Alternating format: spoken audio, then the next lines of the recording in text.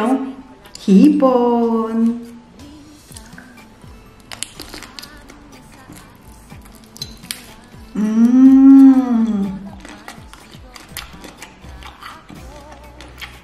Ang luto ko sa kanya ay with garlic. Butter with garlic shrimps. Kanin.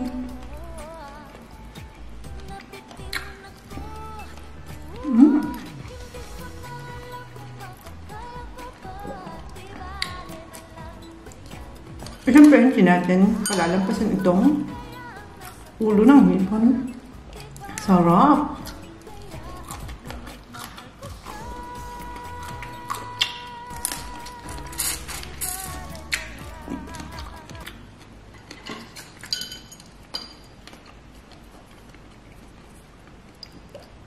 At siyempre, yung ating kanin.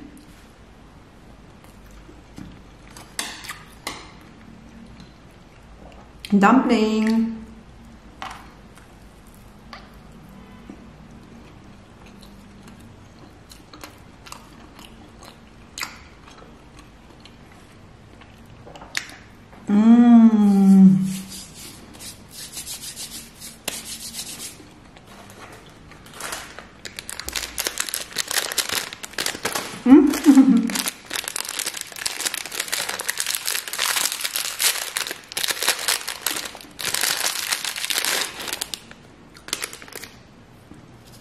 Tingnan natin kung anong nakalagay.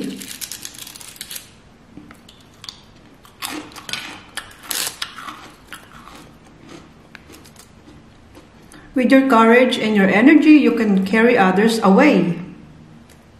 Tama! Dapat laging positive lang. Kahit meron kayong problema, isipin nyo, yung problema na yon, magagawa nyo ng paraan. Kung hindi nyo magagawa ng paraan, o kaya naman wala ng way na magawa nyo siya ng paraan, forget your problem. Hayaan nyo ng yung problema sa inyo. Ganun. Charot. Basta, laging positive lang. Think positive. Baguhin nyo yung mindset nyo. Kailangang positive kahit yung mga tao sa paligid nyo ay mga nega. Lumayo na lang kayo. Kayo na lang yung lumayo. Kasi yung mga taong nega, nakakahawa yan. So, para hindi kayo mahawa, kayo yung lumayo ng kusa. Diba? Yun ang ating mindset. At laging positive. Huwag nega.